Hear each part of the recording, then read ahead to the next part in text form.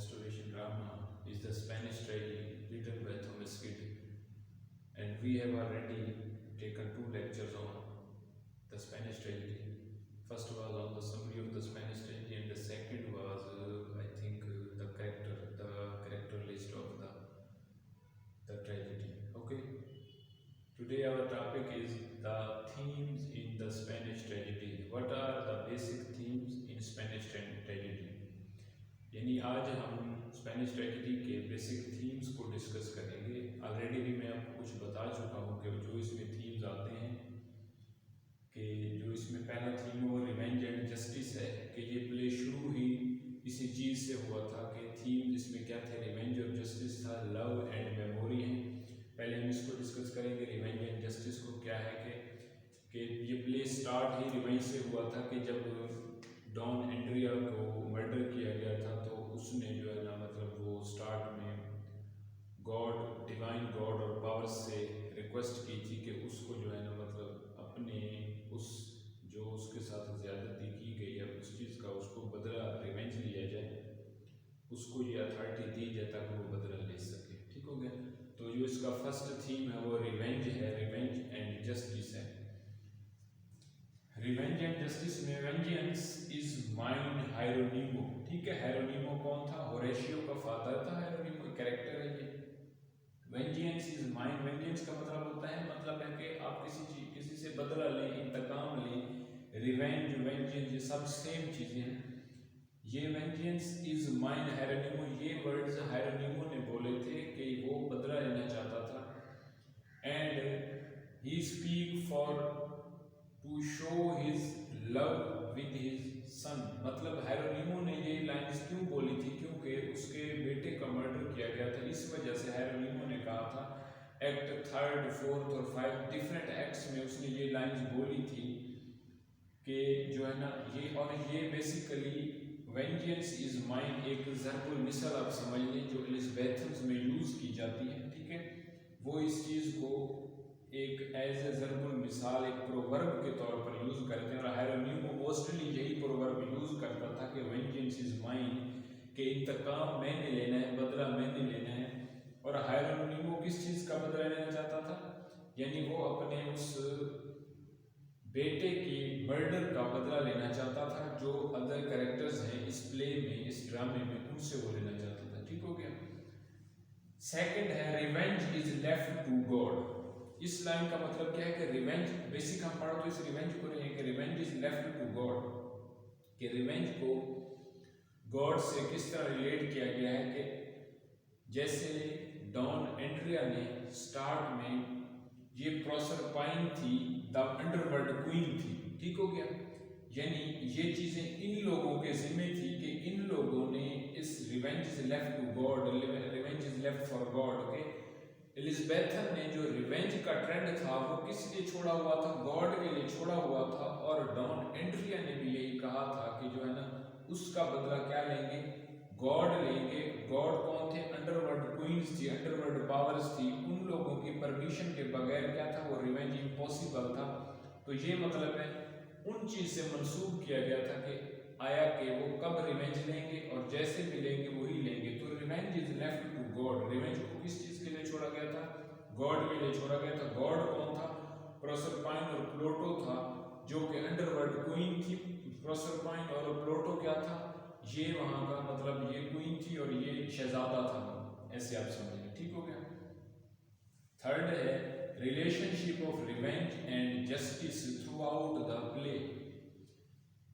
यानी इन चीज़ों दो का, रिवेंज और जस्टिस का, इन डबल थीम्स का क्या था? रिलेशनशिप रहा था थ्रू आउट द प्ले। यानी पूरे प्ले में शुरू से एंड तक इन दोनों का आपस में रिलेशनशिप रहा था। कि हायरोनिमो ने कहा था कि मैंने अपने बेटे का बदला लेना है, डॉन एंड्रिया ने कहा था मैंने अपने मर्डर का बदला लेना है।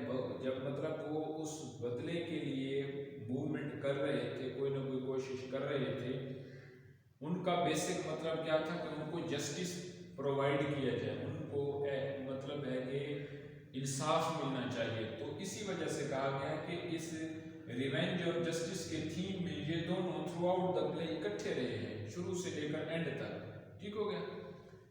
नंबर 3 पे है section by Proserpine underworld sanctioned by Proserpine, ये वही बात आगे कि revenge is left to God. Sanction का मतलब होता है कि कोई मतलब गवर्नमेंट वहाँ की, कानून वहाँ का, ठीक है।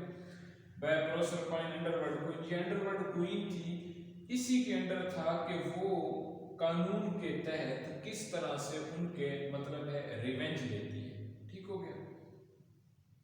ये लिखा हुआ है रिवेंज नंबर 4 पे, revenge should be performed by God, यानी रिवेंज को किससे परफॉर्म करना है, गॉड ने परफॉर्म करना है, ठीक हो गया।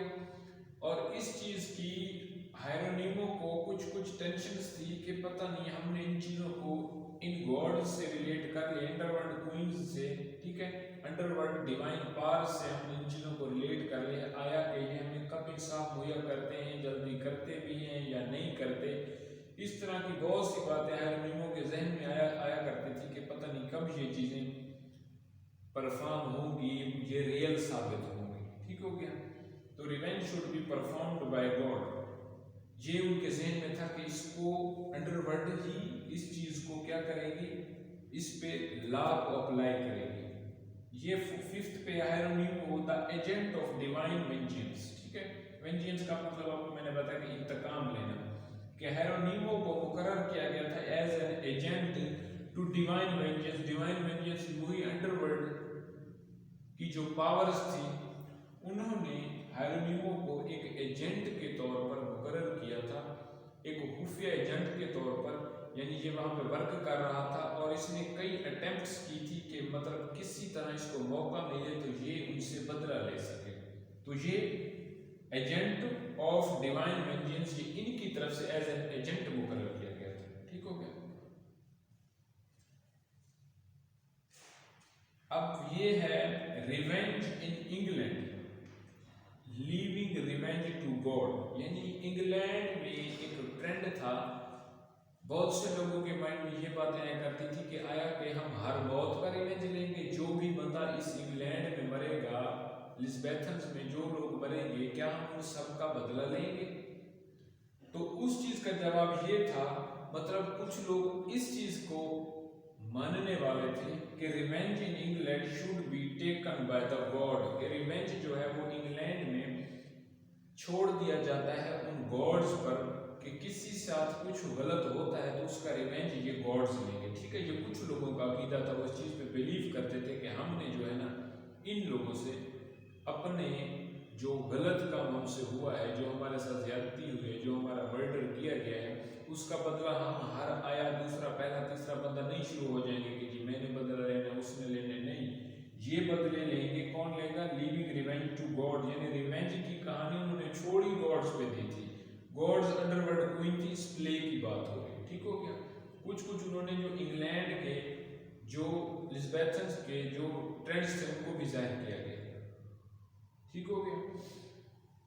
नेक्स्ट है revenge will take on sinners by God, यानी जो भी कोई गुनाह करेगा, जो गलत काम करेगा, तो उस चीज का रिवेंज कौन लेगा, सिनर से, उन गुनाहगारों से, बाय गॉड, गॉड से, उनसे खुद ब खुद ही बोलेगा, हमारा उससे कोई लेन देन नहीं, ठीक हो गया। डिमांड फॉर जस्टिस, यानी एट द एंड, वो शुरू में आपने देखा था कि हायरोनिमो और उसकी बीवी जो इसाबेला थी, उन्होंने क्या कहा था कि हम जो है ना जस्टिस की डिमांड करते हैं, हम अपने बेटे का बदला लेंगे, यानी वो सब, ये सब क्या है, इसी मतलब शुरू से एंड तक क्या है, इसी जस्टिस के लिए कोशिश कर रहे हैं, मूवमेंट कर रहे हैं, ठीक हो गया। ये था रिवेंज एंड जस्टिस का theme in the Spanish tragedy. I think ये आपको क्लियर हो चुका होगा कि एट द एंड ये सब चीजें यही वाली हैं, जो कि डिफरेंट स्टेप्स में इनको जो है ना तकसीम किया गया है, इनको उस तरह से परफॉर्म किया गया है।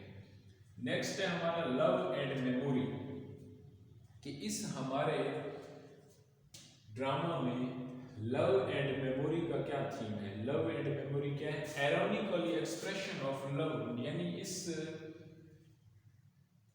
ट्रेजेडी में क्या है, बेसिकली ये जो रिवेंज, ये जस्टिस, ये सब क्या है, ironically it is used to show an expression of love. Ironically कहते हैं मतलब तंजिया तौर पर, ठीक है, ये उन्होंने एक तंजिया तौर पर एन एक्सप्रेशन ऑफ लव को शो किया है, कि मतलब ये डिफरेंट जो कैरेक्टर्स आपने पढ़े हैं कि बाप का बेटे के साथ जो प्यार था, वो उस प्यार की वजह से, उस लव की वजह से वो क्या करना चाहता था, रिवेंज लेना चाहता था, वो जस्टिस डिमांड कर रहा था। पीछे उसकी बेस क्या थी, ये उसका लव था उसके बेटे के लिए, ठीक हो गया। तो अपना कोई लवर अपने बिलवेड के लिए कर रहा है कि वो उससे रिवेंज ले रहा है, क्या है उसकी रीजन, सिर्फ ये लव था। तो इसमें जो ironically it is an expression of love, इसको बेसिकली एक लव का एक्सप्रेशन शो करके एरोनिकली जाहिर किया गया है कि ये जो है ना सब चीज डिपेंड कर रही है उनके उस प्यार पे। बेलेम्पीरिया लव फॉर एंड्रिया, बेलेम्पीरिया कौन थी, अ फीमेल कैरेक्टर थी, इस पूरे प्ले में एक ही फीमेल बेलेम्पीरिया थी, ठीक हो गया। एक से बड़ा वो दूसरी भी उसकी मदर भी थी इसाबेला, यानी ये मेजर कैरेक्टर है बेलेम्पीरिया लव फॉर एंड्रिया।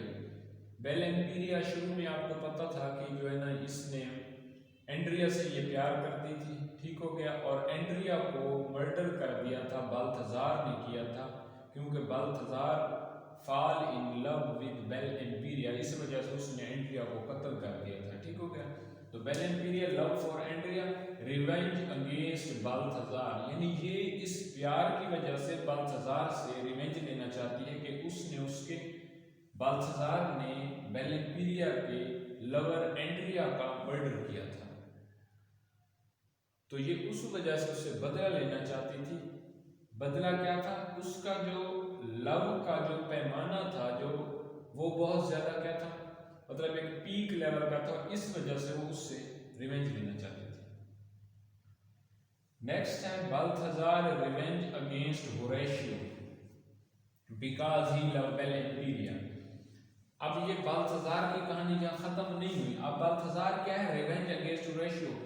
अब इस बाल्थाजार ने होरेशियो का भी कत्ल किया, क्यों किया, बिकॉज ही लव बेलेम्पीरिया, क्योंकि ये बेलेम्पीरिया से प्यार करता था, ठीक है, इस वजह से ये मतलब इतना प्यार करता था ये किसी को उस प्यार में और बंदे को बर्दाश्त नहीं कर सकता था, तो उस प्यार की वजह से इसने क्या कर दिया, इस होरेशियो का भी मर्डर कर दिया ड्यू टू बेलेम्पीरिया, इस बेलेम्पीरिया के प्यार की वजह से इसने इसको भी मर्डर कर दिया, ठीक हो गया। अब नेक्स्ट क्या है, बेलेम्पीरिया एंड हेरोनिमो लव फॉर होरेशियो। बेलेम्पीरिया और होरेशियो क्या है, मतलब बेलेम्पीरिया वो फीमेल कैरेक्टर है, होरेशियो हेरोनिमो क्या है, होरेशियो का फादर है, इसको कत्ल कर दिया था, ठीक हो गया। किसने किया था, इस बाल्थाजार ने किया था। तो इन दोनों ने मिल के क्या किया था, एक प्लान किया था कि हमने जो है ना इसको बाल्थाजार का कत्ल करना है। उसके पीछे रीजन क्या थी, उसका थीम क्या था, ये इनका लव था, ये इससे बेलेम्पीरिया इससे बहुत ज्यादा प्यार करती थी होरेशियो से। हेरोनिमो का होरेशियो बेटा था, ये इससे बहुत ज्यादा प्यार करता था। उस प्यार की वजह से उन्होंने कहा कि हमने जो है ना इससे बदला लेना है बाल्थाजार से। उस बदले के चक्कर में एट द एंड ये उसको मार भी देते हैं बाल्थाजार को, और बेलेम्पीरिया सुसाइड कर लेती है, ठीक है, मतलब वो लव की वजह से इतना प्यार उस होरेशियो से करती है कि वो बाल्थाजार को बर्दाश्त नहीं करती, ठीक है। उससे पहले वो जहर पी के मर्डर अपने आप को खुद ही मार देती है, यानी सुसाइड कर लेती है। अब ये स्टेटमेंट देखें, loved one is not forgotten, इस चीज को आप रिलेट करें इस मेमोरी से। Loved one is not forgotten, कि जिससे प्यार किया जाता है वो कभी नहीं भूलता, यानी देखें कि इन सब कैरेक्टर्स में जिसको जिससे प्यार हुआ, चाहे वो बाप बेटे का रिश्ता था या माँ बेटे का रिश्ता था या लवर बिलवेड का रिश्ता था, तो वो एक मेमोरी बन चुकी थी, वो उनकी याद बन चुकी थी, कभी उसको भूल नहीं सकते थे, ना ही भूल सकते थे। तो इसलिए कहा गया कि loved one is not forgotten, कि जिसको प्यार किया जाता है वो कभी नहीं भूलता, loved one is never forgotten, ठीक हो गया। तो ये एक एज अ मेमोरी है, ठीक हो गया, ये क्या है, मेमोरी है।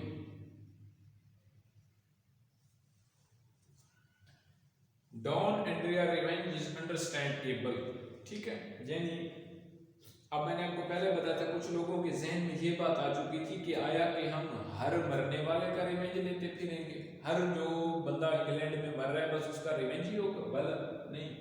तो उसके लिए क्या है कि Don Andrea revenge is understandable, Bel-imperia revenge is understandable, Hieronimo revenge is understandable, इसकी वाइफ जो थी Isabella, her revenge is understandable. यानी जब इन लोगों को पता चला माँ बाप को कि हमारे बेटे का मर्डर कर दिया गया, तो उनको बहुत मतलब है कि गुस्से से वो पागल हो गए थे, आप ऐसे समझ लें। तो उन्होंने क्या कहा, उन्होंने कहा कि उनके कि हमने अब इससे बदला लेना है। तो Don Andrea revenge is understandable. Don Andrea को जब उन्होंने शुरू में जब उसको मर्डर किया गया था, ठीक है, तो वो भी इंसाफ लेना चाहता था, ये जस्टिस लेना चाहता था। और उसका जो डॉन एंड्रिया का इस बेल इम्पीरियल से लव था, वो तो मतलब है कि एक उससे पहले उसकी डेथ हो गई, ठीक हो गया। तो उस वजह से जो है ना, वो जो रिवेंज लेना चाहता था वो अब लोगों की समझ में आने लग गया था कि ये ऑडियंस की समझ में आने लग गया था कि डॉन एंड्रिया और इन सब लोगों का जो रिवेंज का सिस्टम है ये अंडरस्टैंडेबल है, अब हमारी समझ में आ गया है। क्योंकि ये इनके एक दूसरे से प्यार ही इतना है, लव ही इतना है, ये उनकी एक मेमोरी बन चुकी है। इस वजह से ये रिवेंज को जो है ना बड़ा सीरियस ले रही है, ठीक हो गया। तो ये था आज का हमारा topic, themes, revenge and justice, love and memory का। 2 स्लाइड इसके भी रह गई हैं, इस थीम से रिलेटेड इंशाल्लाह उनको नेक्स्ट डिस्कस करेंगे। Thank you very much for today. अल्लाह हाफिज़।